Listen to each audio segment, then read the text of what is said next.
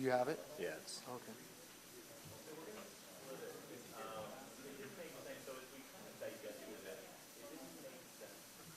I'm using one of those like black screen things, you know how you can black it up so it doesn't project. Oh, well, you can. You can go. Oh. Well, there you go. I'll hold this. So when you're sure? ready, just give me the hind sign, and I'll.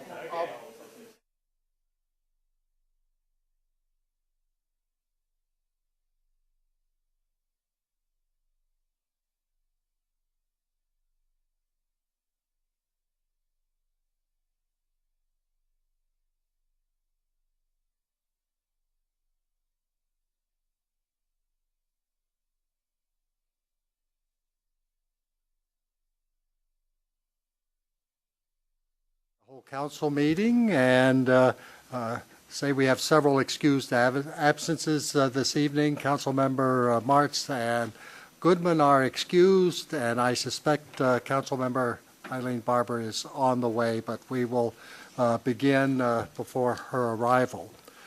Three briefing items on our agenda this evening. The first, a sustainable city report, followed by emergency management, a discussion on a guide for elected officials. This provides an opportunity for us to be educated on what our responsibilities would be in case of a disaster emergency.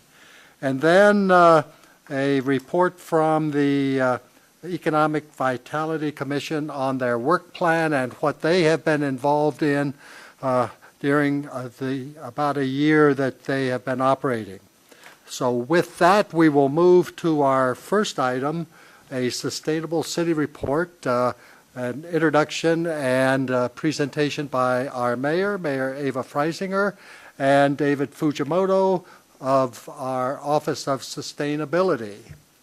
And I feel a little bit odd sitting up here calling the mayor forward, because she is normally to my left calling folks forward. So, Madam Mayor, welcome. We look forward to your report.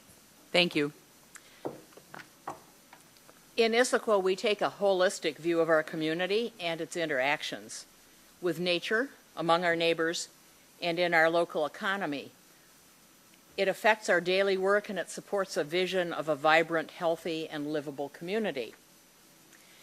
In 2009, on behalf of the community, I commissioned a panel of community leaders from a broad cross-section of our interests to help us better understand the community's vision of a sustainable community, and importantly, to find ways in which to evaluate our progress toward that vision. We always want to be able to measure what it is that we're doing, to know if we're actually accomplishing what we set out to do. So we asked that panel, the Sustainability Sounding Board, to think about the year 2050. Will we be more sustainable than we are now? And how will we know we're successful? The panel produced the report of recommendations entitled Measuring What Matters in Issaquah. And I am pleased to present today the Sustainable City Report, an update on a number of these sustainability indicators.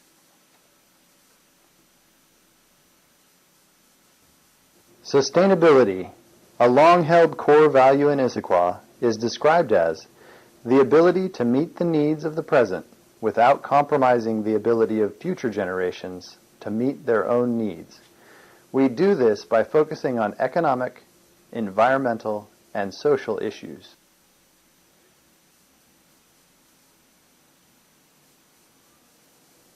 In 2009, the city formed a panel of community leaders to refine our long-term vision of sustainability and how we can measure our progress. This is the third report we've issued since that effort. A total of 26 indicators were identified and are being tracked, which fit into 8 themes: basic needs, business climate, education, community awareness and stewardship, green, compact, and mixed-use development, natural areas and open space, transportation, and waste resource use.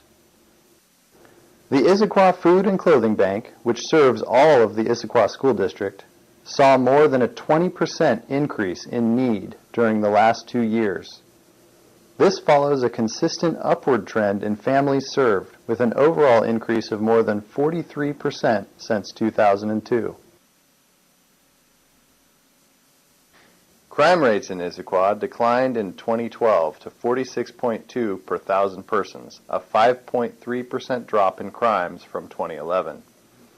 In total, there were 1,440 crimes reported in Issaquah in 2012. When crime does occur, our law enforcement is trained and ready. In 2012, 4 police officers received the state's highest law enforcement award, the Washington State Law Enforcement Medal of Honor, for saving lives during an active shooter incident. The gap between an affordable home for a typical family and the housing available in Issaquah remains significant. In 2012, the housing affordability gap decreased to approximately $92,000, reflecting a narrowing for median income buyers since 2007, partly due to decreases in home prices as well as historically low interest rates. Recent tightening in the housing market supply may begin to reverse these trends. During the past 10 years, the city has become more reliant on property taxes and less on sales tax. The city's overall revenue base continued to decline in 2012 to approximately $42.1 million, from a recent high of approximately $50.4 million in 2007, in part due to the recession. Issaquah has seen an uptick in licenses and permits recently, reflecting renewed construction activity in the city. Issaquah families continue to have access to excellent schools. The Issaquah School District extended graduation rate is 94.5%, with 80% of 2011 graduates continuing their education at 4-year institutions, community colleges, or trade schools.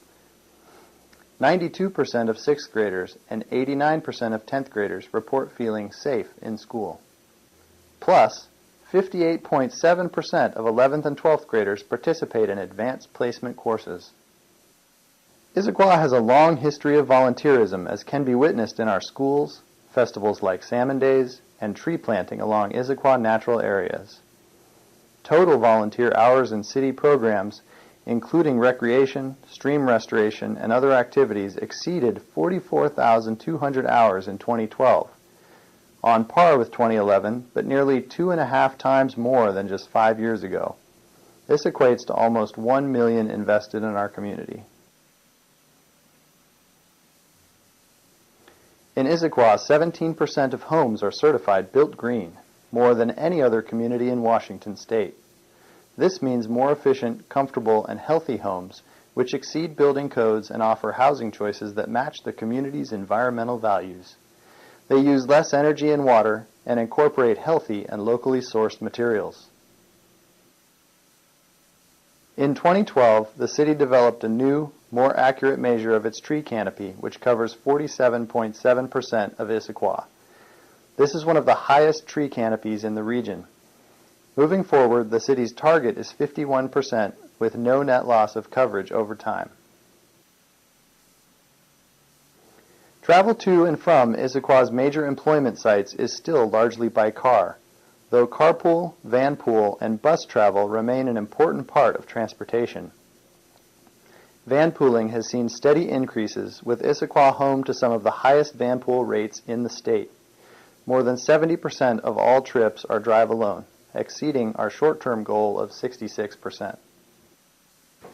In 2012, the city launched innovative new recycling services with Cleanscapes, rethinking customer service and waste prevention, shown through the award-winning Cleanscapes store. In 2012, recycling and compost programs diverted 43.6% of all waste. This is an all-time high, up 10% from just 5 years ago, but still falling short of goals for 70% diversion by 2020. Household waste generation is down, at approximately 14.3 pounds per week per person.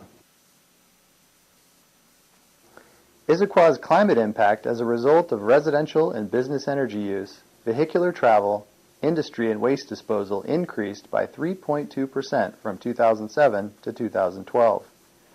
The update to Issaquah's community-wide greenhouse gas assessment show emissions have increased to 296,000 metric tons, or the equivalent of 60,440 vehicles operating for a year, or 1,247 rail cars of coal.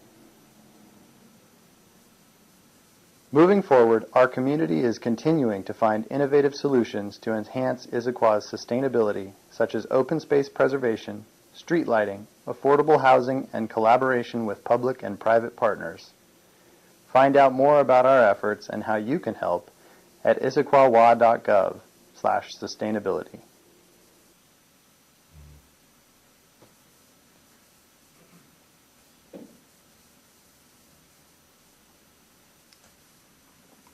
Well, you can see that we've made considerable headway in many respects and that we need to improve in others.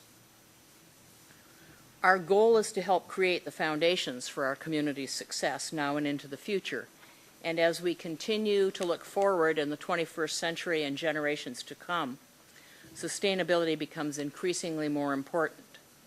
Forterra, the regional organization that is focused on land preservation and community engagement, helps us understand that we are now at a very critical moment in our history.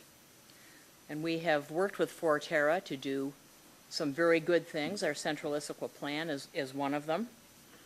We know that we expect our region to grow to more than 8 million people in the next century, about the size of New York City today. And we know that climate change threatens our natural resources, our communities, and our economies. Our Sustainable City Report is an opportunity to look at how we as a community are doing, and as we look forward toward the future of our community and ensure the health, well-being, and connections with our natural environment, which provide foundations for our sense of place, it is clear that our actions today as a community set the stage for the future success of Issaquah's residents. Thank you. Thank you, Madam Mayor. You get a sense or a feeling that you're doing well, but when you see the metrics and the statistics over time, that is, it brings it all home. Are there any questions or comments of our mayor or David before we move on to our next topic? Yeah. Yes. Paul? David? Just some of the numbers that were thrown up there, like the tree canopy, for example. We're at 47, the goal is 51. What are we doing or what can be done? That's just one example of some of the areas. I mean, the total carbon footprint number is higher than we wanted to be and some others. What kind of programs are being done to achieve those goals? Tree canopy, interestingly enough, as we've worked to refine with our long-range planners the studies on how we can assess that, we found that there was an assessment that was done of both the tree canopy as well as the potential planting areas in the city. And so there is some potential for increasing tree canopy in other areas. A lot of the work on restoration of sites adjacent to the creek involves planting of conifers and other trees that provide canopy, and so those do some work. And then also being conscious in terms of continuing to acquire open spaces and preserve those open spaces. In large part, the city has a very high percentage of tree canopy. It's among the best, for sure, in the region. And that's in large part due to the city's efforts in the past to very aggressively and actively pursue the preservation of those areas. So continuing on that track will make a big impact. Climate is a very challenging subject. We're currently working on a climate and energy plan for the community. We have some very aggressive goals that have been established, an 80% reduction in carbon emissions by 2050. A significant number of efforts need to be done at a statewide or regional level so that we can make sure that we can maintain our economic viability as well as promote new technologies and efficiencies. But there's also a huge number of things that we can do locally, such as working with existing residents and homeowners to improve the efficiency of their homes, to look at renewable energy sources where they make sense, to demonstrate some leadership as a municipality. There's a host of strategies that we'll be outlining through that work. Okay. Other questions or comments? I'm assuming that this presentation will be posted on the internet for those who might want to see it, be able to go right to it. That's correct. In fact, we designed it so it was more user-friendly in that way. So that'll be posted online, and then there's some more detail on the full set of indicators that will be posted as well, providing a little bit more information about each of them. And who was the narrator in the film clip? That is Micah Bonkowski from our office. Great. Thank you, David, and thank you both for a very enlightening presentation on how we're doing on this important topic. Moving now to emergency management and guide for elected officials, which I noticed we have a booklet on that was on the dais in front of each of our places. This presentation will be by Brett Heath, our Public Works Operations Director, and backed up by Brenda Bramwell, our Emergency Management Coordinator. So Brett, welcome this evening, and the floor is yours. Okay, thank you very much. And thank you for the opportunity to speak to you tonight about emergency management. We've had a number of changes since the last time we spoke. This evening, Brenda Bramwell, our Emergency Management Coordinator, is going to speak to the Elected Officials Guide, which you have before you. It's hot off the press. We sent out an electronic version last week, so hopefully you got that with your packet. But that's the smaller version for you. Keep that in your car or wherever you go. You have that with you. Brenda's also going to talk about whole community emergency management concept, volunteers, and plans and programs in place. And then I'm going to wrap up with just a brief overview of the role of different levels of government in emergency management. Talk a little bit about the Issaquah Emergency Management Team. So with that, I'll turn it over to Brenda.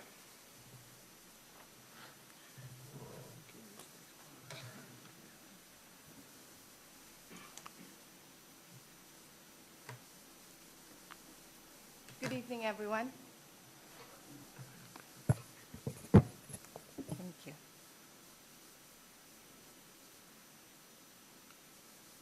Okay, disaster happens, and it seems to me that they've been happening more frequently recently and with more devastating results. But disasters happen, and when they do, they will need you and they will need us. On March 11th, 2011, FEMA Administrator Craig Fugate spoke about the whole community approach to emergency management, which provides a framework for leveraging the expertise and resources of stakeholders all over both government and non-government agencies. While this is not a new concept, it is a validation and an endorsement of what has worked well in the past, and at a more grassroots level, what continues to work well here in Issaquah.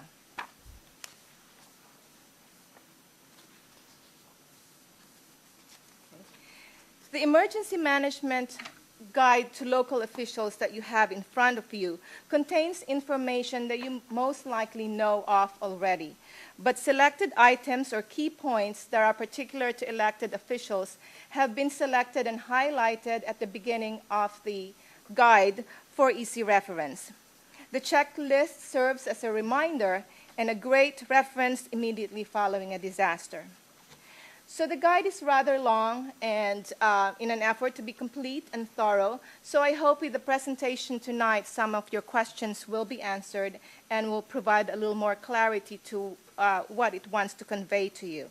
It has general emergency management principles, but particularly insights to how our Issaquah volunteers, our Issaquah partners, have taken on a participating role in emergency management and toward keeping our community safer, stronger, and more resilient to disasters. So at the beginning part, you have the council roles, and you also have emergency management organization in your guide, which talks about responsibilities, roles, and who does what. It also discusses the different phases of emergency management and sample activities in those. It talks about emergency response, the NIMS, mutual aid, proclamations, and resources. So at the end, there are acronyms because, as you know, there's a lot of acronyms in emergency management, and glossary as well. So hopefully that will help out. So the whole community approach requires effective coordination among all levels of government, and that's from state level to local level, even to the federal level. Now, it also requires the help of non-government organizations like faith-based groups, nonprofits. And not to be forgotten is the private sector. We need their expertise, their services, their assets, because all those things that they have, the government alone cannot provide. And last but not the least, we need the public. We need time and time again, they have shown their great capacity to care for each other, their great capacity to care for their fellow citizens, making them a force multiplier rather than liabilities.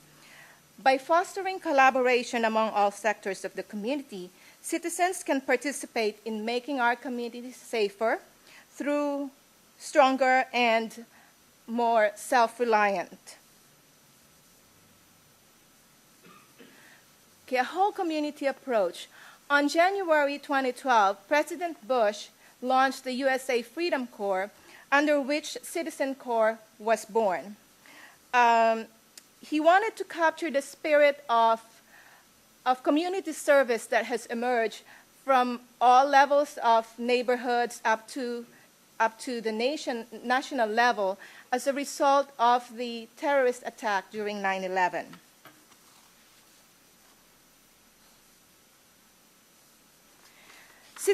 Citizen Corps is a grassroots movement that taps on the collaborative spirit and creates opportunities for individuals to volunteer their help in the communities to prepare for, respond, and recover from emergencies. So Citizen Corps has 5 major programs. That's Fire Corps, USA on Watch, which used to be known as Neighborhood on Watch, Volunteers in Police Service, CERT, and Medical Reserve Corps. Now, all these programs need to be sponsored by the government. So here in Issaquah, we have sponsored CERT, Citizen Corps, and Medical Reserve Corps. Map Your Neighborhood is a state-sponsored program, and the Issaquah Communication Support Team, they're under the Issaquah Police Department. And we also had the Service Support Volunteers. A few of them are members here in Issaquah, and they are under the Eastside Fire and Rescue. Now, pets will draw from the CERT volunteers when the need arises, and the Medical Reserve Corps is our medical team. Okay, Map Your Neighborhood, that's what MYNed stands for. These are the number of homes that has been mined in Issaquah. Map Your Neighborhood was developed by Luan Johnson, first in Sunnyvale, California, and then in Seattle. The program was implemented statewide in 2006. So as you can see in the graph, we started right after it was implemented statewide. This is an award-winning program. It's not just limited to Washington State. It's adopted all over the country and even internationally. Indonesia and New Zealand has adopted the Map Your Neighborhood program as well. To facilitate mapping of these neighborhoods in Issaquah, we have created a cadre of MYNed trainers who were willing to visit the neighborhoods if individuals have shown an interest in having their neighborhoods mapped. So the illustration here shows the areas in Issaquah that has been mapped throughout the different training years from 2007 to 2012. These are only those that has been reported back to me. So based on this figures, there are 12 to 13% of Issaquah homes that has been mapped. But like I said, there's more than that. These are just the ones that has been reported. So the Highlands is very strong with mapping their neighborhoods.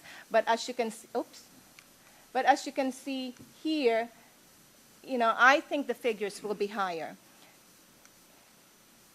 Forest Rim has completely mapped their neighborhood, the same with Sycamore.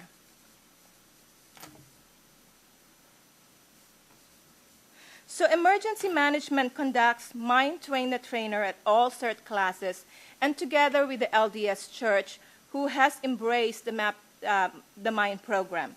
So as a result of this, we empower graduates of CERTs and members of the LDS Church with tools and skills to go out into their own neighborhoods and facilitate their own neighborhood meetings. Another value of MYNed is the ability to reach people with access and functional needs at the neighborhood level. So people with vulnerable needs, people who are vulnerable, people with special needs, the young and the old, they are pre-identified in their neighborhood. So when disaster strikes, they have the entire force of their community to assist if they needed assistance. Community Emergency Response Team was started by Brett Heath on the fall of 2005. He started with 4 CERTs, but now 27 classes later, we have 475 graduates. 75 of those are Costco CERTs, and 130 of those are CERTs from Providence Point. So as the CERTs grew in number, we decided to break them up into teams based on the Rapid Impact Survey zones. So there are 14 Rapid Impact Survey zones, but we created 17 CERT teams because there's a whole group of CERTs in Tiger Mountain and Miramont. So they are Team 15. There's also a number of them here along SR 900, that's Team 16, and a lot of them in Klahani, and that's now Team 17. So another advantage of assigning them into teams based on the RIS zones is that now these CERTs are trained to do the rapid impact survey, so they can help free up time for the emergency responders, enabling them to address the needs in the more urgent areas of our community. So this is the distribution of CERTs in the different zones. So as you can see, that's Providence Point. Now Providence Point will probably stay where they are, but that means that they will take care of their own. They have a communication team, and they also have a medical team. The Medical Reserve Corps. The Issaquah Medical Reserve Corps was formed toward the end of 2008 and was recognized nationally beginning of 2009. Since we don't have a medical officer here in Issaquah, our IMRC members, they cross-register with the King County Public Health Reserve Corps so that in cases of deployment, they can work under the auspices of the King County Medical Officer. Now, they are also deployable by emergency management for non-treatment duties, and like sheltering, or as members of the Functional Assessment Service Team, which is a new program that we're trying to develop here in Issaquah under the Medical Reserve Corps. The Functional Assessment Service teams will bring together agencies that serve people with functional and access needs, and they will be at the shelters when the need arises. So as part of the IMRC public outreach, their goal is to spread the importance of being medically prepared to our community. So this is the distribution of MRC volunteers in Issaquah. We have 6 physicians, 21 nurses, 5 pharmacists, and up to 30 non-medical volunteers. So another way by which we serve our community is by taking care of their pets.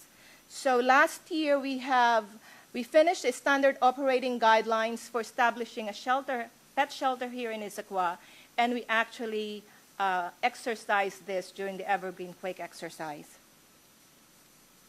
Skills. Our volunteers are highly skilled. These are just some of the few skills that they have endeavored to garner. They've taken ICS classes from 100 to 400.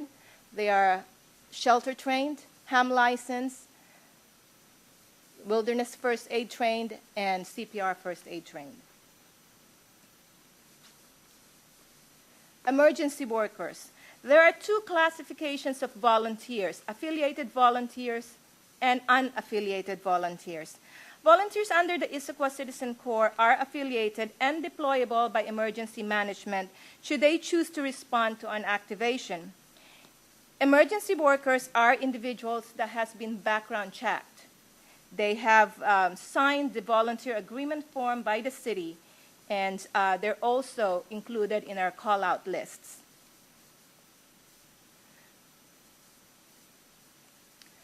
So these are just examples of the hours that our volunteers have donated. They're a very generous bunch of volunteers. They've stood side by side in the rain, in the sunshine with our public works staff during the debris removal January of last year. And in that alone, they put in 500 hours. Okay, another volunteer group that we have is the Issaquah Communications Support Team. Their mission is to provide communications for the Issaquah Police Department, and they're also aiming to support the the IMT, as well as emergency management, and our Citizen Corps volunteers should that be needed. They are a devoted group of highly capable radio operators and technology experts. They are a generous bunch who has donated a lot of precious time, resources, and money to make sure that Issaquah has a robust communications capability. Okay, moving on to our partners. So we have 2 partners that are at the faith-based groups. One of them is the Faith United Methodist Church, who has volunteered their services to help us out in case of a disaster. So we have trained them with the community point of distribution training, so they will be able to staff a CPOD should there be a need to distribute relief goods to our citizens when disaster strikes. And like I said, LDS Church has embraced the MYNed program. Now, Costco, with their 75 certs, would also help out in taking care of themselves at the headquarters as well as at the warehouse. But they've also they also said that they will be helping the businesses in their surrounding vicinity should the need be there. Now, Balanced Physical Therapy has expressed interest in opening their doors to us in case there's a need during a disaster. They can make their facility available for medical treatment as well as alternate shelters for people with functional and access needs. Community partners. Well, let me just, before I go to the Eastside Fire and Rescue, Emergency Management developed the Issaquah Disaster Response Plan for adult living facilities last year. So we approached EFR, Eastside Fire and Rescue, to help with progress checks of facilities where we have distributed those response plans to. But Chief Tryon of Eastside Fire and Rescue, he went one step further. He he assigned a community medical technician unit, a firefighter, funded by King County EMS, to distribute this response plan to those facilities identified by the EFR service area, identified by King County EMS. So the CMT will take the plan to the identified living facilities in the EFR jurisdiction, starting with those in Issaquah. Now, Puget Sound Energy. Since not all of the living facilities in Issaquah will be identified by King County EMS, we have endeavored to identify who those smaller facilities are, and there are 18 of them. So Puget Sound has granted Citizen Corps a grant for 18 NOAA radios, and so together we will bring those NOAA radios to those smaller privately run and privately owned care homes while we distribute the disaster response plan to them. Issaquah School District has also, particularly the Transportation Department, has offered to assist during times of need with communications, transportation, and that can be just transporting survivors from one place to another, pets from one place to another, or during evacuations. And Issaquah School District also sponsored a Teen Start program at the Issaquah Middle School last year. The food bank is also opening its doors, and they have also started exercising with us by being part of our radio call every month. The Issaquah Sportsmen's Club has offered the use of their facility as well, either as a pet shelter or dormitory shelter should the need arise. So these are partners that we have.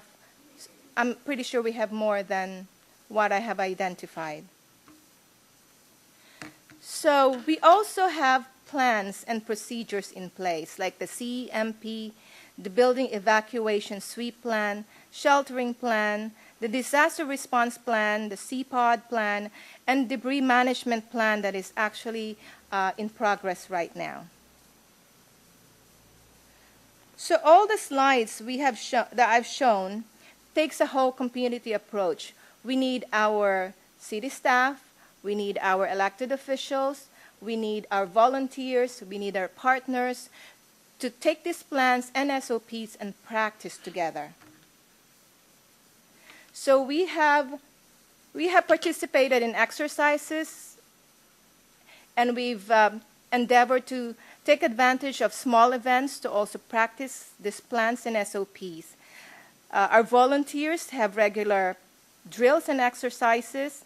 ICAST has fifth Saturday drills wherein they communicate EOC to EOC with the state and as far as they can reach. So it takes a team. Together we make up the whole community, and we all have an important role to play. Thank you, Brenda. Okay, I'm going to just talk real briefly about a couple of the roles that government plays in emergency management. Start with the federal. And federal agencies, it's really about the money. They have, through the Stafford Act, can reimburse the city for expenses incurred should a disaster be declared by the president. So there's a number of ways to do that, number of programs. There's public assistance, individual assistance, low-interest loans. They also provide special response teams. We typically, hurricanes, things like that, where they have lots of pre-warning and they know that devastation is going to be severe, they'll put teams in place ahead of time. They can also send teams in as part of the response. They do training through the Emergency Management Institute and the Fire Academy, and also are responsible for the National Incident Management System. The federal government, Joe, generally think coming in for types of events we have afterwards, several days, and then providing funds to help restore the community. State has a couple of unique roles to play. course, they're closer, much more involved in what's going on, and they can provide specialized resources through their State Emergency Operations Center. They also are responsible for the Emergency Management Assistance Compact, which is a compact between all 50 states that allows sharing of government resources. So when a large disaster happens, that compact is activated and resources are moved state to state. Interstate mutual aid also resides at the state level. I'd like to point out, particularly on this one, Issaquah can be particularly proud of this, as the Mayor Freisinger and Representative Eddy really facilitated getting this going in the Washington State Legislature, and through a lot of hard work, we got that passed a couple of years ago. So now we can share resources government to government level within the state of Washington. That was a big step forward. WMAC stands for Washington Mutual Aid Compact, its other moniker. State, of course, has National Guard resources. The governor can make those available. They are responsible for emergency proclamations, without which we will not get a presidential declaration, and the assistance that goes along with that. They also pay a portion, typically. It's up to the state legislature to decide the amount, but typically they pay a portion of the federal assistance. So historically that's been about 12.5%. Feds will pay 75%, 12.5% state, and 12.5% local government responsibility for federally declared disasters for those expenses that are eligible. So that's our state level. We have, of course, the county level. County's very active in emergency management. They provide support through their ECC, stands for the Emergency Coordination Center. They do the regional planning and coordination work. They are also house the Regional Disaster Framework, formerly known as the Regional Disaster Plan. That's a rather unique plan. It allows sharing of public and private resources within King County. So it's very unique and unusual in that respect. Issaquah is a signatory to that plan. They are also responsible for the lowest level of emergency proclamation that starts the Stafford Act presidential declaration piece in motion. So without a county proclamation, if we're not in a county that has a proclamation and meets its damage levels, then our damages are not eligible for reimbursement. So local responsibility. We're responsible for everything, as all disasters are local. We get everything else. So that's preparation, plans, working with the community and the volunteers, as Brenda's just reviewed. Mitigation, flood mitigation projects, hardening bridges, hardening water utility facilities. Those are all types of mitigation projects. Of course, we're responsible for response, and we're responsible for the recovery efforts. On the recovery, on the response and recovery, we've instituted an incident management team for the city of Issaquah. And this is relatively new, something we rolled out last year. A little bit of history. You may have remembered the Emergency Operations Center and Emergency Operations Center staffing. Well, the Emergency Operations Center still exists as a place, but its staff has been replaced by the incident management team. So in order to help us be more fluid and responsive and eliminate redundancy in our efforts, we went to the incident management team concept. It's organized under ICS, of course. And standing up this team allows us to transition to larger teams, a Type 3 Metro team, or state or national Type 2 or Type 1 teams if necessary. So it will help facilitate that transition during a very large event. This team handles everything from traffic accidents, so where you have one person who's the incident commander and also taking care of all the rest of the duties, on up through things like our January of 2012 windstorm, which was our most recent event. It'll also be responsible for responding to the larger events that are unfortunately on our horizon at some point. It is, of course, it reports to the mayor under the operational part of the government. External affairs is PIO. PIO is a very important part of this. And as you'll notice in your guide, talks about media, working with the media, and it's very important that when you're working with the media as an elected official that we ask you that you please make sure you coordinate with public information officers so that we can make sure that we're getting accurate and timely information and the correct information out to the public, and that makes a very big difference during an event. It's staffed by Issaquah City staff, Eastside Fire and Rescue. I see Chief Tyron's here tonight. Thank you for coming. And they're an integral part of that team. And so are our volunteers. So the communications team and CERT members also play a big role in the Issaquah Incident Management team. So with that, I'll leave you with this. And this is the ultimate question. Regardless of all we do here in the city of Issaquah at the government level, the bottom line is, are you prepared? Are we prepared? And we need to be prepared personally. So we need to have a kit. We need to have a plan. We need to practice it. And we need to get involved in the community. And that's where those volunteer opportunities come along. Behind me is the shake map for the yellow and green one is from Nisqually of 2001, February 28. And you'll notice that where Issaquah sits, which is right about here, is green, which is moderate, maybe strong shaking, mostly moderate shaking, light to mostly light damage. So Nisqually's basically was a wake-up call, a reminder that we sit in a very geologically active area. And the screen on your right is from the Seattle fault scenario. And you'll notice the shaking on that goes from moderate to what's described as violent and extreme, with heavy and very heavy damage. So that's what we need to prepare for.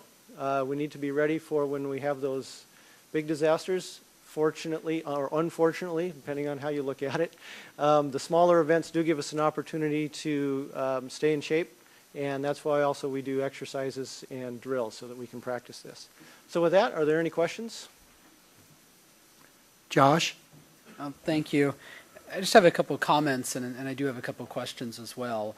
So first of all, actually on that last point, the Seattle fault scenario, a while back I came across the 2005 study that was actually done for a scenario of a magnitude 6.7 earthquake on the Seattle fault.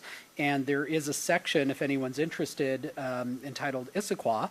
It's at page 117 of the report, and it actually details over the course of a couple pages some specific shopping centers, without naming them, but be pretty easy to figure out where they are from the pictures they include, and the potential scenario and impact on the businesses in those shopping centers and areas.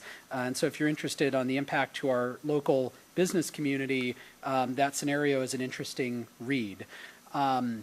Secondly, I wanted to point out that in light of the recent Skagit River Bridge collapse, it's my opinion that we should try to lobby the state to make sure that our local bridges are also safe in the event of an emergency. And there is one bridge that is on the state's list, rated structurally deficient, which is within the city limits of Issaquah, and that is State Route 900 over I-90. The deck of that bridge is on the state report from 2011, and it's listed in the report as programmed for future repairs. And I hope as part of our emergency management planning that we will work hard to lobby the state to do those repairs sooner rather than later. In terms of questions, what comes to mind just from emergency management, real life scenario, citizen on the ground, when the lights go out at some of our major intersections, whether it's from a windstorm or a power failure, it's kind of the Wild West out there. And I don't know how long it takes to get somebody with authority out there to control the traffic. And I think of specifically Gilman and 900 or Gilman and Front Street, where you've got fairly large multi-lane intersections, and especially if there's been some kind of emergency, people are going to want to get through them quickly, but they all can't go at the same time. And so I'm interested, is there any sort of part of our plan that we have that talks about prioritizing those locations and getting somebody out there right away? And then the second part of that is neighborhoods where there's restricted access. Do we have a prioritization for getting people to open up bollards in certain neighborhoods? So I think of James Bush Road. I think of the bollards on Black Nugget Road. You know, getting that access right away. What does it take to get those bollards down if you've really got to get people out of a neighborhood quickly and there's limited ways in and out? Where do we have that information, or what are our standards for getting that sort of stuff done, Brett? Well, I'll start with the bollards. So regarding the bollards or neighborhood access, that's really a part of the, Brenda mentioned earlier, the Rapid Impact Survey. So the Rapid Impact Survey gives us a picture, an overall picture of the city, and it's designed to do that fairly quickly. It's not a detailed survey. We're not going into buildings and looking at them. It's drive-by, windshield, saying where the problems are at. It allows us to triage those areas and then make decisions. That information then gets fed into the incident management team, and that's where those priorities are set. So the incident management team is going to look at, you know, who do we have in what areas, what's going on in those areas, because if an area is blocked but there's no fire, medical, no, you know, immediate life safety issues going on in that particular area, it's probably going to take a lower priority than an area where we do have those going on. So those get fed in to the system, and those decisions are made. Again, based on the ICS has the ICS prioritizations is life, incident stabilization, so it doesn't get worse, and then property preservation, and so it's going to be prioritized based on that. Public Works has the information on where those bollards are. Most of those bollards are locked with Public Works locks. Fire Department, of course, has bolt cutters that they carry with them for opening such items, as we do as well. So that's those decisions we made at that level, and then crews dispatched as necessary to open those up. And your first question was? It was on just sort of traffic management in an emergency. Right, for black signals and things. Well, as you're aware, under Washington state law, black signals are four-way stop. On smaller incidents, the police department, which has the authority to actually manage black signals and flag it, if you will, at a signal, they have, on occasion, depending on their workload, done that. But during an emergency, typically the police department's very busy and does not have the personnel to do that, which is why they they need to be treated as a four-way stop. With that said, we have installed, since 2006, battery backups on most of the traffic signals in Issaquah. I think all of the ones that we own in Issaquah now have battery backups on them. They don't last a tremendously long time. It's not going to go days and days, but it does help out in the short term. We've also have a program of we're putting reflective backing boards, the backing plates, we're reflectorizing those on the signals so that as you pull up, when all the lights are out, it's hard to tell where the signals are at and where you're supposed to stop. So we're hoping that will help provide a visual clue to drivers as they're coming up that, hey, there is a signal there, need to stop. So. Other questions or comments? So, Brett, what one message would you like to get across to our citizens who might be watching this on TV? I think I heard the punchline in the middle of your presentation, but what one thing would you like all of our citizens to know? It really boils down to being personally prepared, to being able to take care of yourself, to take care of your family for an extended period of time. And that's the most important piece. And one question, our low-power AM radio station, frequency 1700. Would that operate in case of a power outage? Is there a backup battery to that? Yes, the AM radio station has backup power for about 3 days' worth of broadcasting. And that's a source of information, because I know during the windstorm, there were situation reports and updates as needed, but at a minimum every few hours. That's correct, yes. Our public information officer team actually now takes care of putting messages up on that. So non-emergency times, you'll find community information messages. Once we go to an emergency, they put the emergency information on there. Great. Well, Brett, thank you very, very, very much. Brenda, thank you for the work that you do getting us prepared. And you never hope that you need this information, but it's comforting to know that you've got it. And again, thank you for the Emergency Management Guide for Elected Officials. I'm going to read this again when I go home. Okay.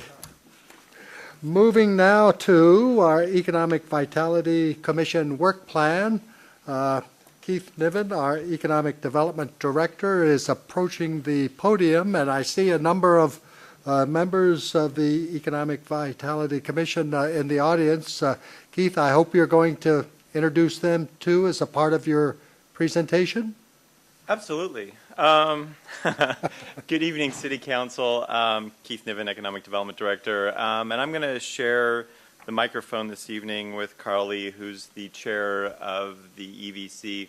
But I would also like to thank other EVC members who are here this evening. Chris Kipp, John Traeger, Matt Bott, and Christy Triple.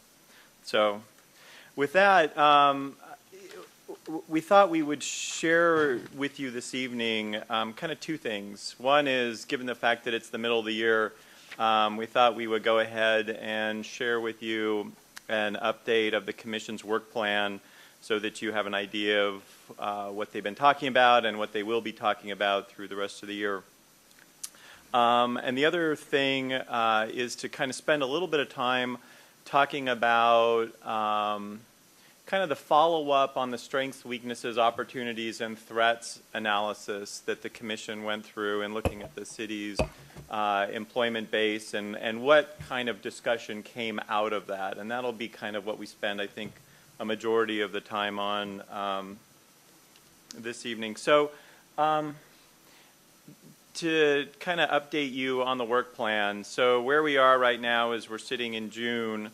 The next meetings, what we have to talk about is a business retention and expansion update. Economic vitality mapping. What that is we really kind of came to a realization with the Chamber and with Downtown Issaquah Association that there was a lot of overlapping of kind of work efforts. Our department was working on some things, and the Chamber had some overlap, and DIA was doing things, and so we really sat down as a three-party group to talk about who was taking the lead on these different work products. And so we're going to present that information to the Commission in July, along with an update on the downtown parking issue. There's been some discussions going on with DIA and city staff and the downtown businesses. In September, we're going to talk a little bit more about the sign code issues. We had our sign summit where we invited businesses from our community to come in and talk about sign issues. And as a commission, we're going to go through that in more detail in September. October, we see talking some visioning as a follow-up to the SWOT and policy discussion, as well as looking at the bylaws for the commission. The commission's now been underway for about a year plus, year and a half, and looking at the bylaws and what they're doing, what they're supposed to be doing, and seeing if there's any need to tweak those now that they've kind of been up and running for a while. And then we're expecting that a Costco development agreement may be coming forward, and that would potentially fall in the Commission's lap sometime late fall. And then as year-end, as part of the Commission's work task, doing a report card. That's something that is basically one of their annual work products. So quickly, I'm going to go through a couple things. So the business retention and expansion, to give you an update, and this will be a very brief version that Andrea will be giving to the commission later next month. Basically, our target for this year is to do another 50 business interviews. And that so far what we found is that the information that we're hearing from our local businesses is fairly consistent with that we got from the 2012 survey. So generally transportation and visibility marketing are kind of the big issues for our local businesses. And then one thing that we'd like to talk about as part of the presentation and our ongoing work efforts is to develop a little bit more of a strategic BRE program. You know, we have, right now we're just basically picking 50 businesses, and since we're brand new at this, there's a lot to pick from. But I think what we've talked about is to be a little bit more focused and to do that a little bit more strategically. I talked about signs.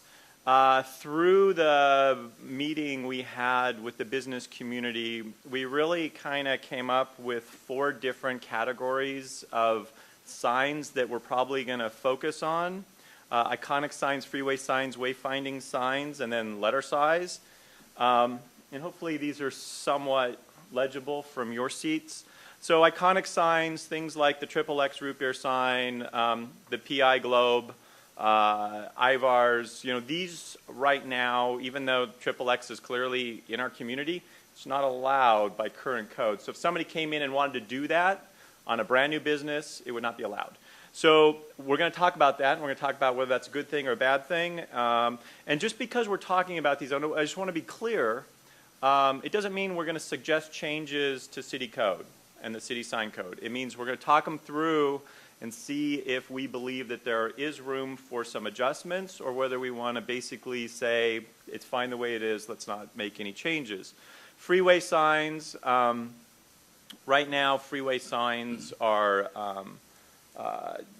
pretty much limited or not allowed, and that was one of the things we heard from, especially from the car dealerships, that they feel like more visibility is important for them. We talked a lot about wayfinding signs, so having kiosks and signs that would be potentially in the right-of-way that would help locate businesses. That was something that was discussed. And then letter size, and these are 2 examples, as you can see from Ray's. Ray's has block letters, so all those letters are the same size, whereas simply Sassy using uppercase and lowercase letters, it actually gives you a perception that they have bigger letters because they get to average the letter sizes. So, like for example, the S and the L and the P can actually be bigger because the I and the M and the Y are smaller to some extent.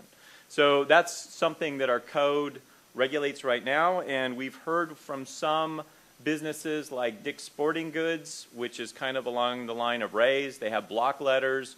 They feel like our code somewhat is punitive to businesses that have a logo with block letters. So those are some of the things that I think we're going to talk about.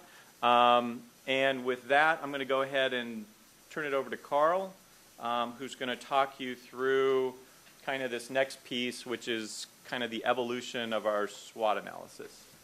So Carl?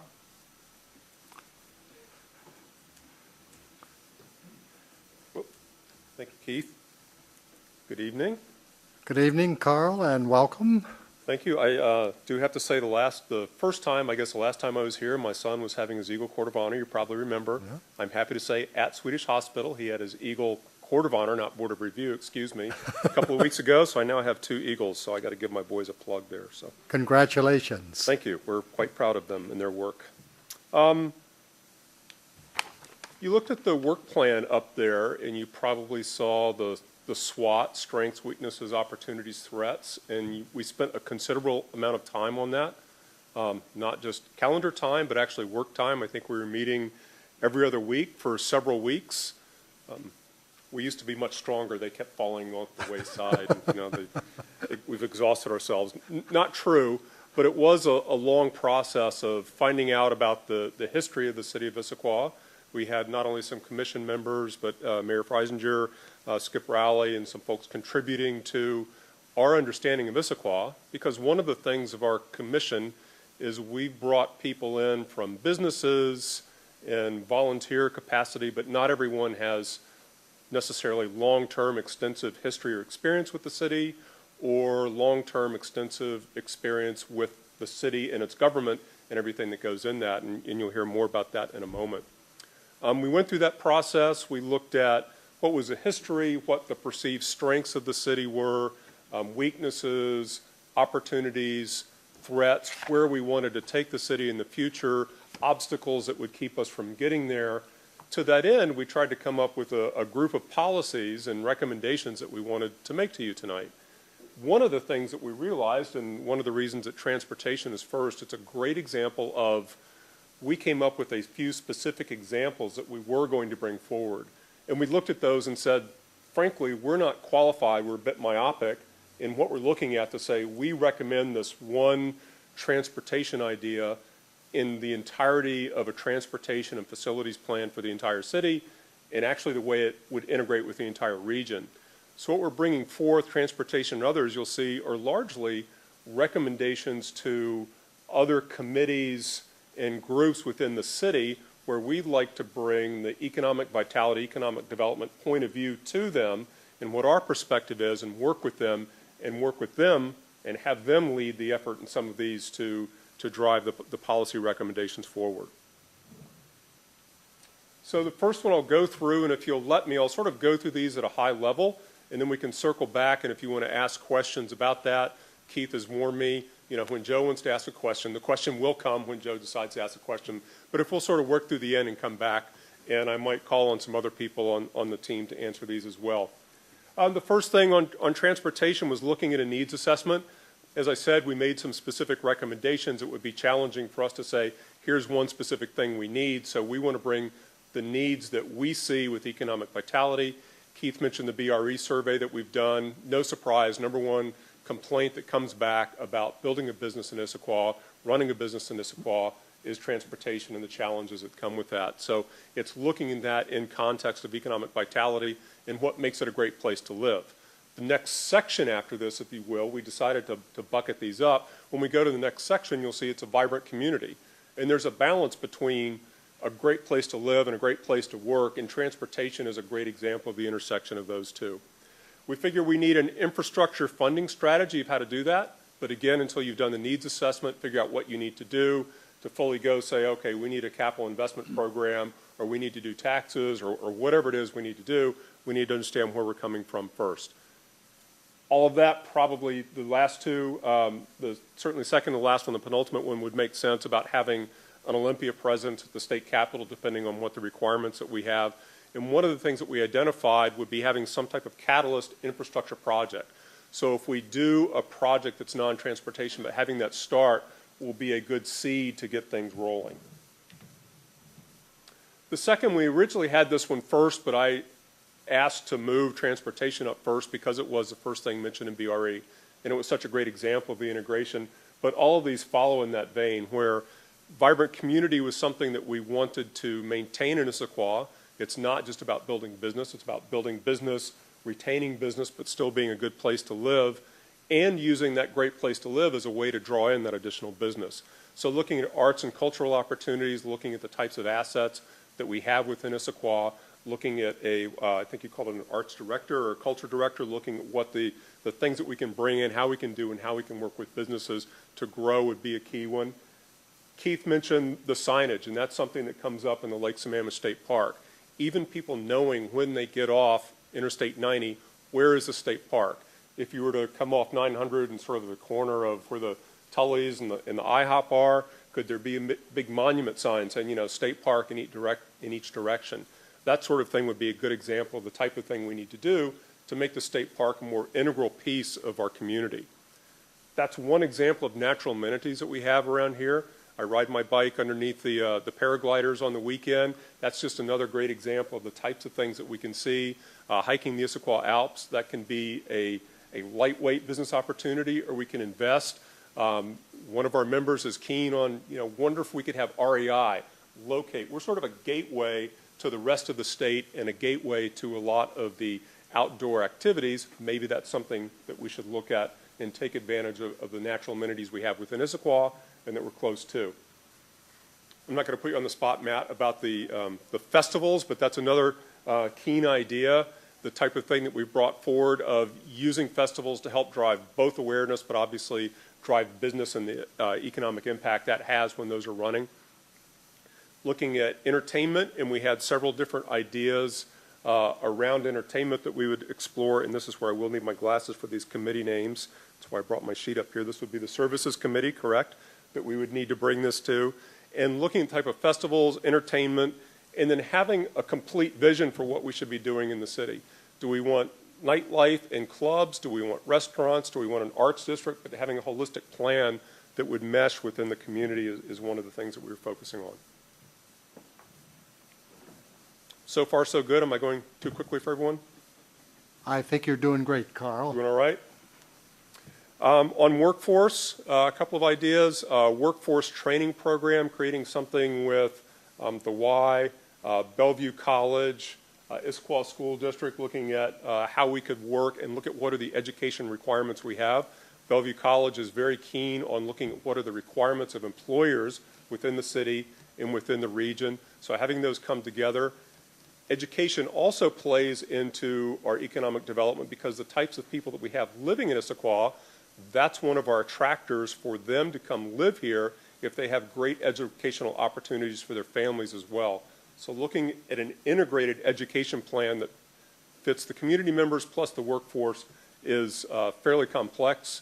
Fred, I was thinking of when you asked the last gentleman what would be the key thing to take away if you had one thing.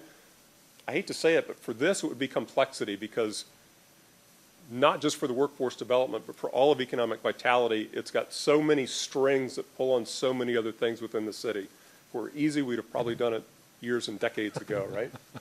A workforce housing plan is a constant and regular feedback from our employers within the city that they have a lot of jobs where people who live here, or excuse me, people who work here cannot afford to live here. So coming up with ideas, and I sit on the Urban Village Development Commission, and all of the projects that we look at usually have an affordable housing component, but it's not nearly the types of numbers that would support our workforce completely. And the last one here under workforce would be the Issaquah Educational Roundtable, using several of the members that I've talked about, Bellevue College, Y, the school district, et cetera, and obviously community and citizen input on what are the appropriate things that we need to do to have the best type of education, again, not only for our workforce, but for the citizens who live here. In the incentives area, might need help on one of these, I'm sort of blanking. I know fee deferrals is one of the things they looked at where companies need to pay their fees up front when they're developing a project, and if we could have a policy to change things so that they could pay those fees after they've actually reached cash flow and do that. So that's one of the types of things, and that's a great example of, again, looking holistically at what are the types of things that we could do through policy. The Catalyst Project I've already mentioned, an innovation and entrepreneur program where we might support an area or with different types of incentives, bring people in or enable the people who are already living here to start and begin businesses and be entrepreneurial, maybe an entrepreneurial zone where would be a physical zone. That might be the type of Catalyst project that we were looking at, where you could have something and you could have the shared facilities, you could have the types of things that would allow small companies to grow, including the last one, a capital investor community. Can we specifically go out and market to investors, VC, angel fund type folks? Could we do something here that would focus on Issaquah? There's obviously a lot of revenue, a lot of people. We're the types of people who do investment in these types of companies. And if we're a community that supports the right type of industry, those tend to feed on each other. The last one here is administration. We had a name in private. I won't say what we call this, but it's things that we should just be doing as a city, as an economic development department, and as a commission. One is having economic indicators that make sense. If you remember when I was here, said January. I thought it was later. I thought it was February. When we looked at the scorecard, one of the things that I talked about then was, do those things all make sense for the way that we're looking at the city? I hate to say prism because that's been in the news, but the prism we're looking at, does that make sense for the types of things that we want to grow? We looked at those, and as a commission, we said some of those made perfect sense, but a lot of them we weren't sure if they were really applicable to the way we were thinking about it. So I think looking at that scorecard and, if necessary, coming up with other economic indicators, not necessarily metrics per se that we're trying to hit a specific target, but also what are indicators that are talking about the kind of performance that we're seeing in Issaquah. In business, when I think of indicators versus metrics, metrics are something that I can do, I can affect, and I can change that number. Indicators are things where my market or something may be affecting it. So it's just a way for us to watch out what's happening within the city. The city vision, Keith mentioned us looking at the bylaws. I think every 5 years or so, we need to look at what is our vision for economic development. The last economic development plan was 2006, so it's already several years old. That's the type of thing we need to look at consistently as we look at, think what's happened since 2006. We've had the 2008-9, here it called everything from Great Recession to Depression to stock market plunge, whatever, but obviously our economy changed. So we need a living type of document and plan that will be able to take advantage and understand those types of things. The change of use goes along with that. As the environment changes, are we changing and making it easy for employers, properties, citizens to change how a particular property or type of business might be used? Doing a cost of business evaluation was one thing that came up late last meeting. That's saying if you're comparing us to comparing the city of Issaquah to other cities, to other regions, to other areas, we want a complete view of what it would be as a cost of doing business here. What are our taxes? What does it cost to pay employees? What does it cost to build here? What are transportation costs associated if you're going to compare Issaquah with Bellevue or Redmond or North Bend or Peoria? Strengthening our partnerships with local businesses and continuing what Keith and his department have already done. Updating the comprehensive plan, specifically the economic vitality chapter, would come on to me be aligned with looking at the city vision and what are we trying to do. And last but not least is having, essentially this is land inventory, but it's really a business inventory and a facilities inventory, or what are the types of spaces that we have. So if a particular employer or potential employer is coming here, they're going, well, what do you have available for me? What kind of businesses, or excuse me, what kind of buildings do you have that are currently vacant, that may become vacant? Where are they? What are they accessible to? And currently we don't have anything like that. I think that's, oops, sorry, this is the last one, excuse me. Already talked a little bit about the vision. To that end, if we have a vision, what's the identity and image that we need to project as a city? So are we saying we are all about growing business here? Or are we about growing business, or are we focusing on our natural amenities? Or are we about a great place to live and a great place to work? Those are three things that sound similar, but we need to choose and project one of those. Again, having the appropriate business mix that makes sense with that. So we're looking, do we have the high percentage of retail that we have now? Do we want to balance that with more desk-type jobs? Do we want to be light manufacturing? Do we want to be logistics? There's lots of different things that, A, we need to understand what we are, and B, we need to market what we want to be. Continuing Keith's and Andrea's BRE, looking at not only growing business, but making sure that we're retaining and expanding the businesses that we currently have. And the last two are being about where we are, and that's bringing people in to Issaquah. We mentioned the festivals earlier, so can we drive tourism here? I was spent, I guess, last Sunday and then last Friday. Last Sunday I was down in Vendors on Front Street. Again, another kind of festival, interesting thing. Brought my father-in-law in from downtown Seattle instead of going there, and we were able to enjoy Stan's barbecue, walk up and down the street, see lots of friends and neighbors. That's the kind of thing that can bring things in. See Joe there. He almost ran over me with a car. I won't say anything. Actually, he got me out of the way from being run over by a car. And then doing those things locally. It's great to be here. We're in a great town. Is there anything we need to do to enhance our visibility of what is here and market that when we're not only talking about the types of businesses we want to be here, but the ones that we have here and the types of things that we can do. So these are the timing for the considerations that we came up to. You see the categories we came up with: the transportation, infrastructure, the community, the workforce, incentives, and then we have the marketing as well. But obviously something like having needs assessment has to come before some of the others. Why?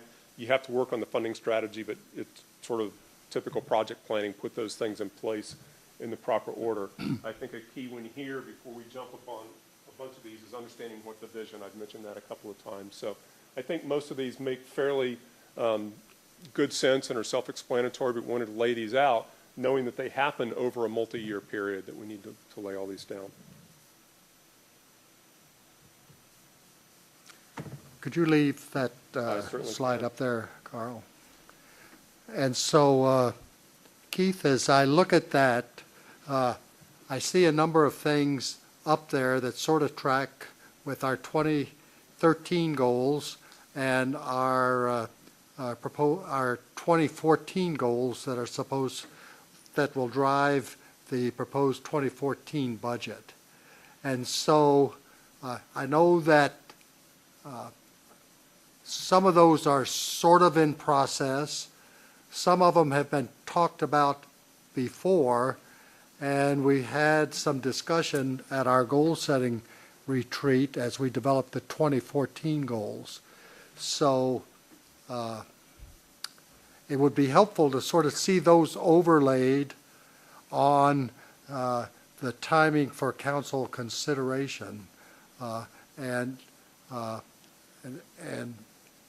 get a feel for which of those are driving the preparation of the proposed budget. So an example might be the innovative partnership zones, which you are going to begin to consider after the SWOT analysis. And I see some potential innovative partnership zone candidates up there, and I heard Carl talk about some also. So where do we go with what Carl said and what I'm looking at up there and what was provided to the council before this meeting?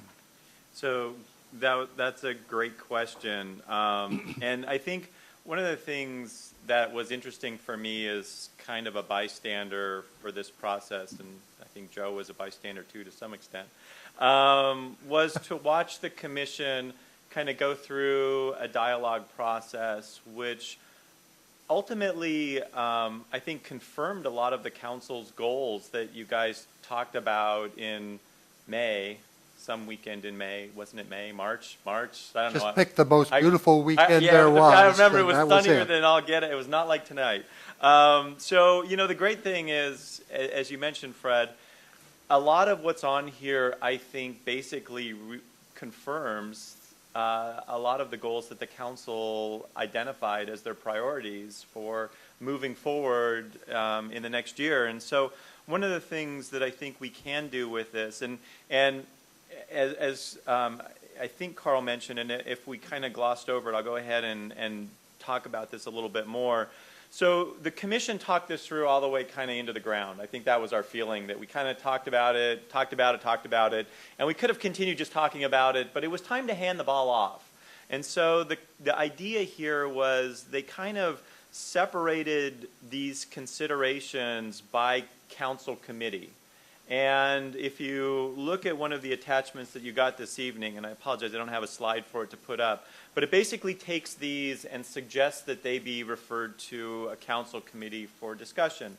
Now, the chair of that committee, and so there's policy recommendations that go to infrastructure, there's recommendations that are suggested for services, and there's recommendations that are suggested for land and shore. At those committees, our hope would be that those committees would talk about that and maybe bring in the staff members that might be key to those points. Like, for example, one of the services items might be dealing with natural areas and parks. Well, it would make sense to have a discussion with the park director about that and see, you know, what do we want to do with that piece. You know, at some point it may be that those council committees have those things under control and have ideas on what they want to do with those. It may be that they talk them through and then kick them back to the EVC for some more dialogue. I think what we see is this could be kind of an iterative process between the council, and maybe the council committees might want to send those to, maybe send something to the park board or send something to the arts commission. It's like, well, gee, EVC is saying we should have a stronger arts and cultural presence in our community. Well, maybe we should send that to the Arts Commission and say, you know, what do you think about this, and what would you like to recommend, and how can we move that ball forward some? So our hope would be, because there's a number of things here, but the one thing I would mention is one of the good surprises was that the process we went through basically developed the work plan for my department for next year. So I know what I'm doing, so that's a good thing. But the items that are going to the council committees, the hope would be that there would be not too many of those, but those could be actually chewed on, and maybe some action could be taken. Okay. And Joe, he mentioned fenders on Front Street. I'd be remiss if I did not publicly announce that I believe you were inducted into the Fenders Hall of Fame as a part of that exercise. I was. Good. Thank you. And you had a comment or a question? The comment I wanted to make was that I think the issue here is perspectives. I think that the council perspective and the EVC's perspectives parallel really well. It's bringing them together so the council understands the part of what they're doing that relates to us, and the part that we're doing can relate to them. And I think that's why bringing it to the committees make a lot of sense, because it allows the EVC to understand where the council's coming from, and also for the council to understand where the EVC's coming from.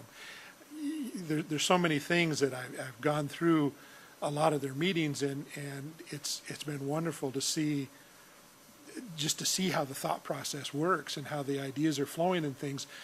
But the one thing that always seemed to come up short was the council perspective. And it's like we're right there. It's just how do we bring the two groups together and really accomplish what we're trying to accomplish? Because both places are right there. They're thinking the same thing along the same lines. It's just making that final connection. Okay, well, thanks for that perspective. That's helpful. Paul? Thanks.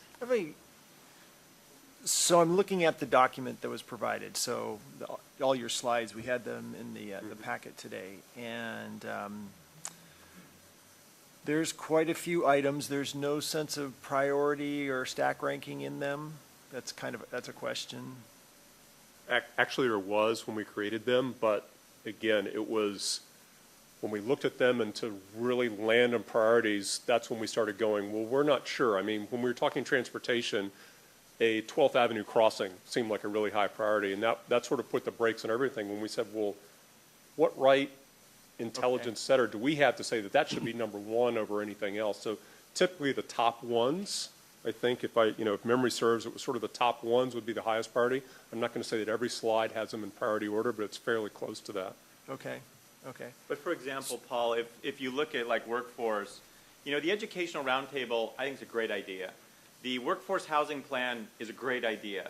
Which one of those is a greater idea than the other? I think that's where there needs to be some dialogue with the council to say, you know what, let's put some effort, let's put some work into the educational roundtable. So staff, why don't you go see if you can get that off the ground and running and see what that feels like, and maybe we do that, and then all of a sudden it's like, okay, now let's talk to Arch about a workforce housing plan for the city, and how do we get that going, and what does that look like, and so I don't know. So I think what we're looking for at this point is to have maybe some feedback to help the administration, I think, start to prioritize some of these in terms of work plan. Okay. So you mentioned the workforce housing plan. That was one of two I was going to say a few things about and ask some questions. But I'm going to start with number 1 in transportation. Conduct an updated, suggesting there's one already there, citywide transportation and transit needs assessment, and identifying missing links, considering intracity mobility and facilitating neighborhood livability and business growth. Now, with the Central Issaquah Plan area, one of the things we learned was that transportation planning should follow land use. And further, and there's quite a bit, at least in the central area, when it comes to identifying transportation needs. So I'm curious on the committee's priority number 1, making this a top priority, and also, so regard with the work that we did with the CIP and what's there with transportation. Also, we're going to be looking at concurrency. So which I think is another, and we're going to be perhaps reinventing how we do concurrency. That's a priority of ours right now. We have to update our model, but do we take an all-new approach? And maybe this is what Joe was talking about, is this is a statement of the committee's sense of what we need, but between what we've already done in terms of just for the central area, which isn't citywide, also and what we've started already with concurrency, is that an example of, we need to do something, and we are doing something about transportation planning and priorities, and concurrency, we're going to make it work better for the long-term outcomes that we want. I mean, that's the path that we're on. What's a needs assessment? I'm not sure who I'm asking that question to. I'm looking at Joe because he's nodding his head. Well, let me take the first swing, and then we'll let 2 experts actually answer it. But in our meeting, as an example, we were talking about transportation may decide that up on towards Klahani, let's say, very community-oriented, we decide we need to do some transportation improvement up there. And that's in a plan somewhere, an overall city plan. And we've said, we think for Issaquah economic development progress, the best thing might, and I've used this 12th Avenue crossing of I-90 as an example. Maybe no one in the city and the transportation infrastructure has taken that into account. So we get to balance what is the current concurrency needs, overall land use, but essentially bring that point of view of the key things that we've identified for economic development, particularly in the overall focus of the plan. So we've got a needs assessment, but not a needs assessment through this view. And that's why I think we're bringing these things forward. That's the first swing. You can take more. I forgot to also mention, of course, we do have a TIP, which isn't necessarily stack ranked, and we're going to follow that up with a capital plan to back that up. So I mean, we have that tool as well that we use. So there's multiple things that we're doing. That we didn't or don't know about that we're doing in detail. So that's why we're bringing them here to go, well, we see this need, bring these back to us of what we need to integrate with. And that's a perspective. They're looking at it from a business standpoint of what they see on traffic every day. We're looking at it from the perspective of we have a TIP, we have a CIP, we have a bigger vision than they have because we've been at this for a while. So again, the needs assessment for them is the things we already know. And it's just getting everybody on the same page. If they were to have the TIP and the CIP and go through all that, they would not probably see the needs assessment as quite a big deal. So, okay, thank you for that. Okay, so let me go to workforce housing then, for example. Quite a bit of effort, I sit on services and safety, quite a bit of effort went into in the housing component of the CIP of identifying, how can we acquire within the city more workforce housing, at least in the central area. And there are numerous incentives available to builders. Of course, whether or not someone's going to build housing or not is going to be market driven, right?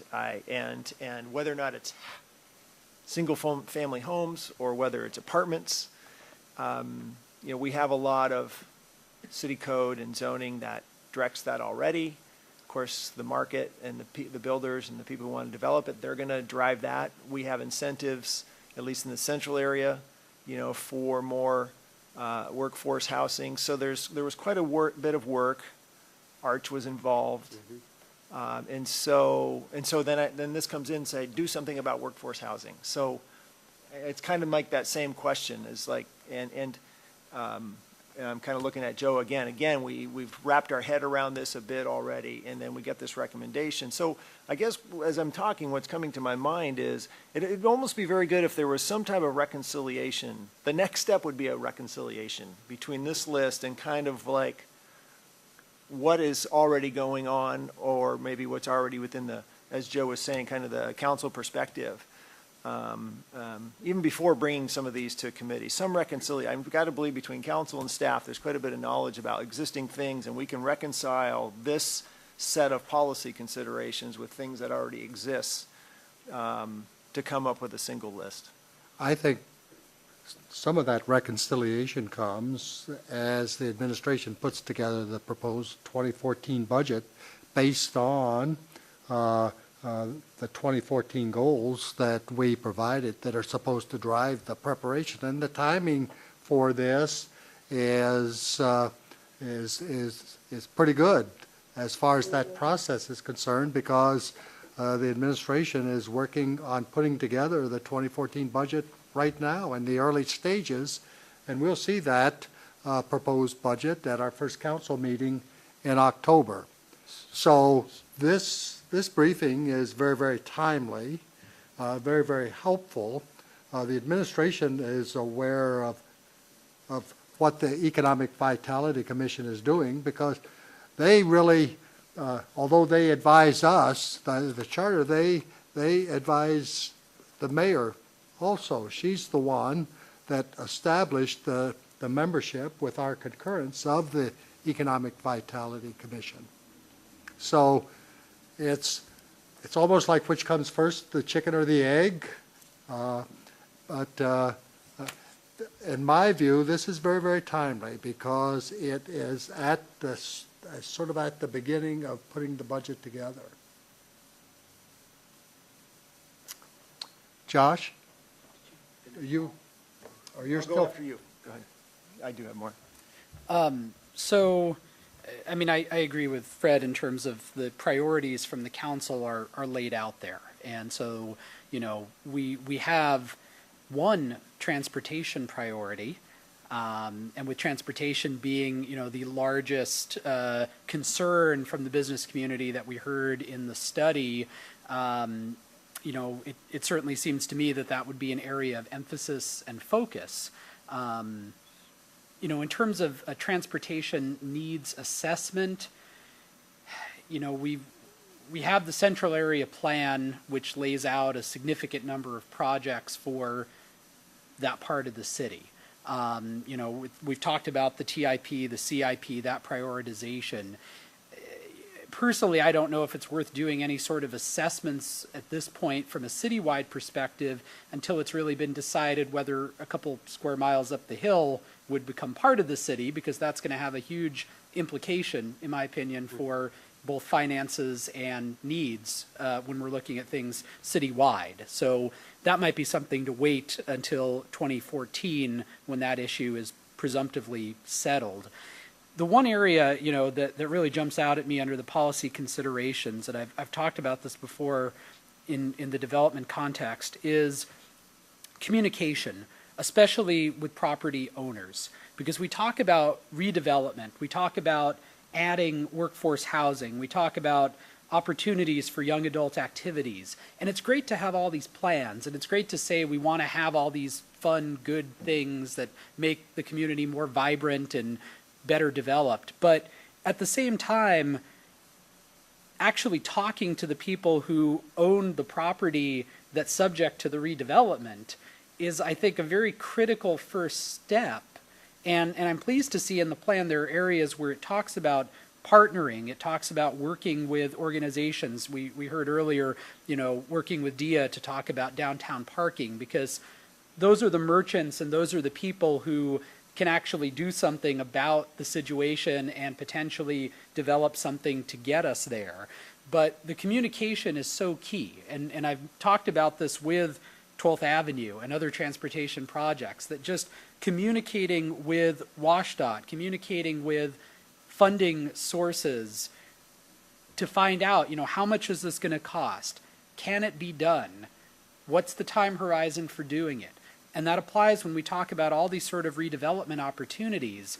We can say we want things for young people, we want affordable housing, we want parks, we want this, we want that. But if we don't actually know whether this strip mall owner is willing to redevelop or whether they're looking out 20 or 30 years in the future, it does us no good. We can draw lines on a map, we can draw, build Legos and draw boxes, but at the end of the day, the control is the folks who actually own the land and the buildings and decide whether they think it's a functioning retail center now or whether they feel there's more higher and better uses they can get out of it. And that communication, I would just encourage, is really a very first critical step. If I want to figure out what's going on with changes in regulation in my business life, I get on the phone with a client or they call me. And just having that linkage, whether it's a teleconference or a sit-down meeting, some way to communicate with property owners, I think will help us guide our planning better than just dreaming. So if I may, a quick response to that, that's one of the things that happened early on in the process. We talked about and referred to the BRE survey. It wasn't just a survey where they sent out information. They also sat and interviewed multiple property owners, multiple businesses in the city, outside the city, of what's the perspective to help begin that dialogue. So I would say we've got that, yes, check that box. We're not completely done, but I think the city has started taking good steps towards that end. Paul? Yeah, so in the section on city administration, what Keith, I think, labeled his 2014 work plan, number 2 says, update the city's vision statement. Now, I think... We moved that, so that was... I think that's a reference to the 2006 Economic Vitality Plan? So that one, we actually ended up moving that one. It was a suggestion by one of our participants to move that one to Vibrant Community.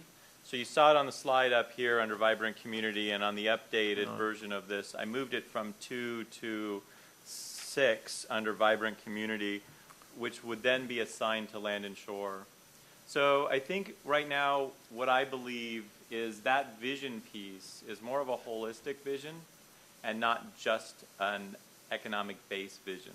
Oh, okay. So that I'm trying to understand. I'm sorry, Keith. Oh, yeah. I'm trying to understand what this is a reference to. It says city's vision. I think it's not the 2006 Economic Vitality Report. No, it's the update of the 92 city vision. Aha. That's, okay. That's what we believe needs to... Okay, thanks for that clarification, because actually I had a different line of questioning I really want to pursue, in that we do have the 2006 Economic Vitality Report, and I was wondering if you have an assessment of how well these policy recommendations and assessments, because I think they reflect assessment, align with that document. Is such an assessment made? So we've not done that yet. This is, so there was an opportunity to come to this meeting, and then the next meeting is a ways down the road, and it seemed like we wanted to take the opportunity to make this presentation here in June rather than at the next committee of the whole meeting, which is a ways down the road.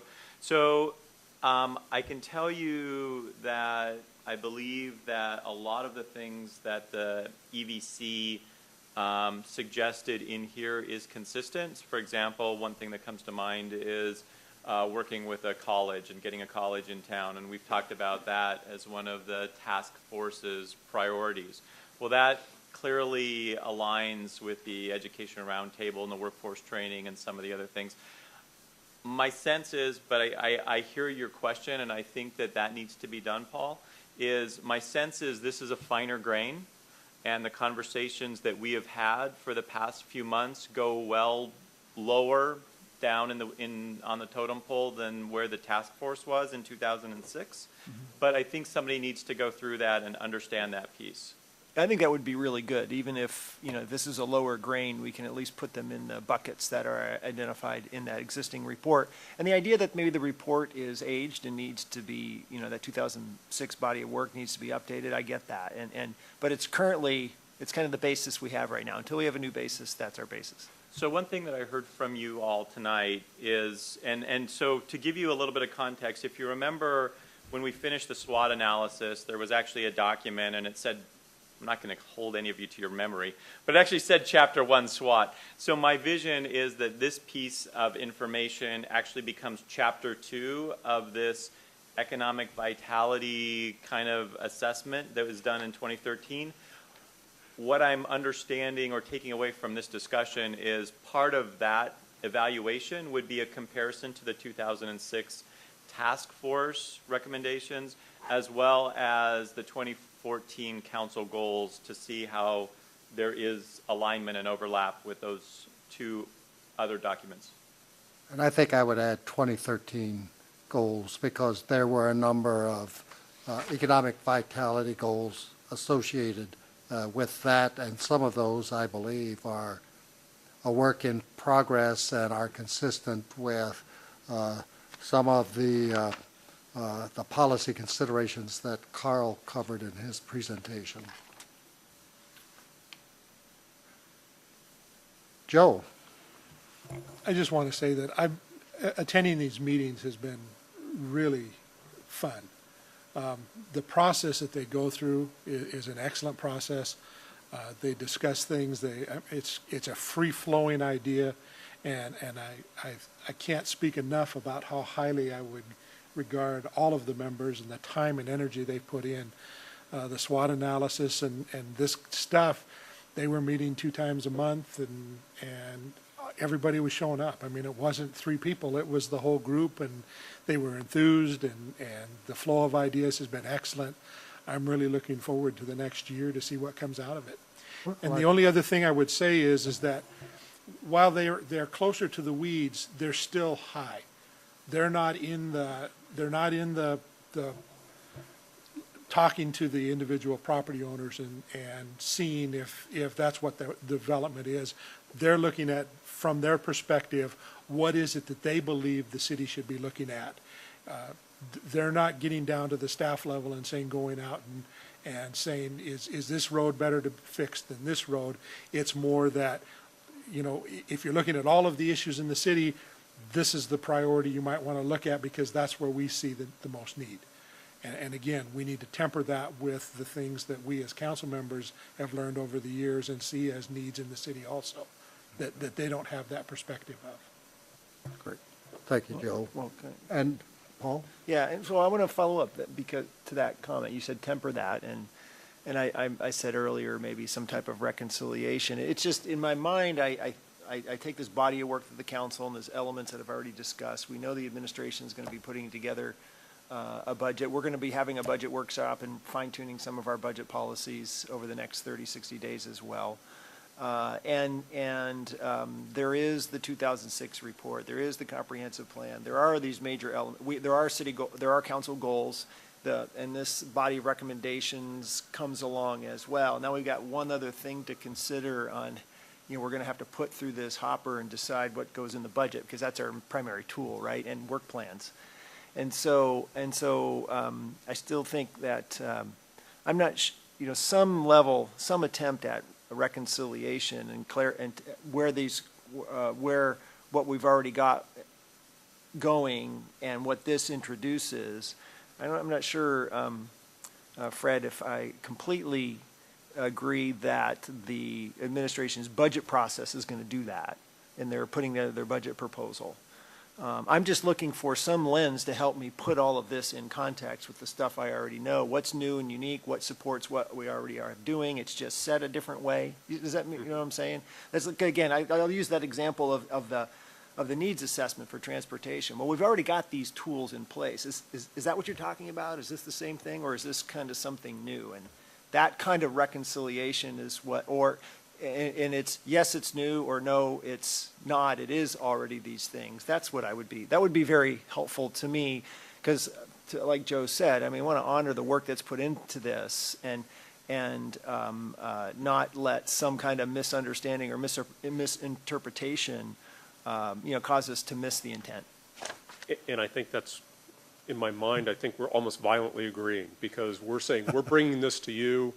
We're not sure of all these other things that have been done. Let us give you our perspectives. Now, I can't comment whether the budget process is the way to affect that or not, but we are bringing these things to you so that you can forward us to the right people, as it were, so that we can explore and drive these positively to the ground. Because there's more detail behind these, but there's no specific list. And yes, this is the one.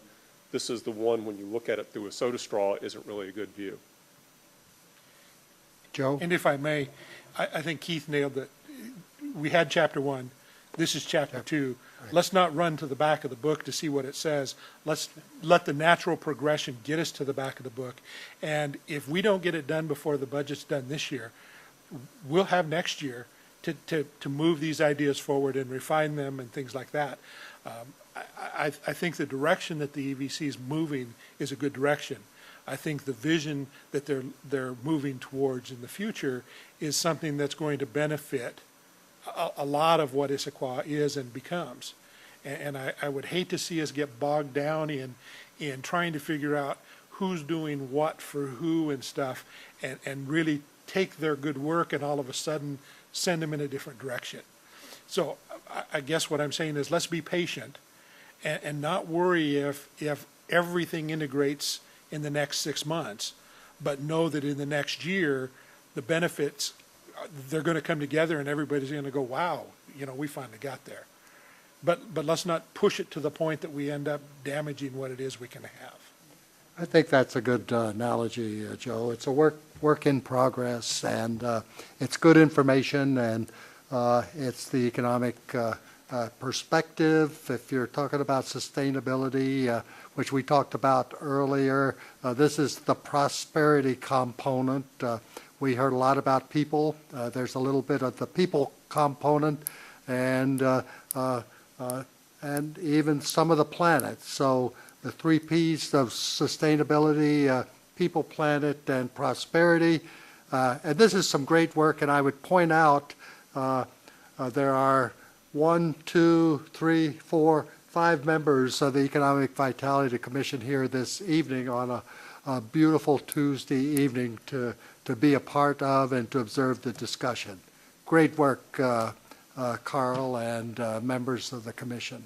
Thank you, Fred, and Joe, I'll pass along your compliments to the team as well. Thank you very much. Okay, now moving to that item we've all been waiting for, the last item on our agenda, reports on regional activities and issues. Joe, anything to report? Yes. I don't know if, I don't remember if the emails have been following with everybody, but Eastside Fire and Rescue at the last board meeting is going to put together, I'm sorry, Chief Tran's not here. Basically, we're going to start over from scratch. The board's going to get together and figure out what the visions and things are, and figure out what's important to the agency as a whole, and see if we can move from there to the funding model and everything else. It was a unanimous decision by the board members at the last board meeting to do this, and it's kind of a let's gain our perspective again of what's important and move forward from there. The chief is talking about a 10 to 12 week process to do this. It's not with any deadlines particularly, but it's to try to see if we can gain perspective about where the agency wants to be and where each of the agencies forming the agency want to be. So the funding model right now is kind of on hold until that's done. Great. Well, thank you for that report. Is that going to be a facilitated exercise? Yes, it is. Great. Thanks, Joe. Josh? I'm pleased to report the Bellevue College Foundation had its annual retreat this past week, And one of the items that came up of particular note for Issaquah residents is a continued emphasis on wanting to move forward with the East Campus, which is in the Highlands. And there were even some discussions about the types of programs that could be offered there, the potential for adding residential living, aka dorms, to the college. Whether that would be here or on the main campus wasn't clear, but there was definitely a focus on the East Campus as something to drive towards in the future. We also had a retiring board member who gave a $100,000 endowment, sort of a going away gift to the foundation. So pretty significant events over the course of the past week. But I was definitely pleased to see the tie-in with Issaquah and the emphasis on that, and that was definitely discussed during the retreat. Great. Thank you, Josh, for that report. Paul? Yes, at our last regular council meeting, I gave a report from the Sound Cities Association. The Public Issues Committee had passed a resolution in support of the transportation package that had been passed out of the House Transportation Committee. What I failed to mention was that the Public Issues Committee, or PIC, all it can do is it makes recommendations to the Sound Cities Board.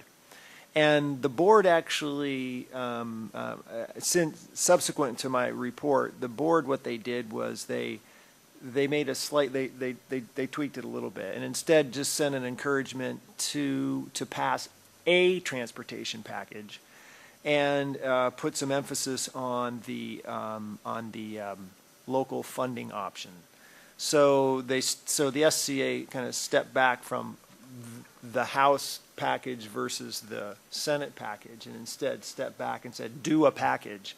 And we really, but with some emphasis on the local funding option, because even the House package, among the 35 cities and SCAs, there were in the Sound Cities Association, there were winners and losers in cities based upon specific projects that are in or not in the various packages. So with the actual recommendation that went from the board of the SCA was a little bit more neutral. It was not specific to one package or the other. It's just pass a package, and with some emphasis on the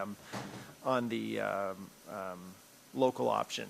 So I just wanted those were my clarifications from my comments at our last regular meeting. And since then, we haven't had another meeting, so I have nothing new to report. Thank you, Paul, for that report. Bob, are you still over there? Do you have anything to report this evening? No. Okay. Nothing of significance happening at Cascade Water Alliance, except that their sponsorship for Salmon Days is on the agenda for our meeting tomorrow afternoon. And if there's no further business, we are adjourned.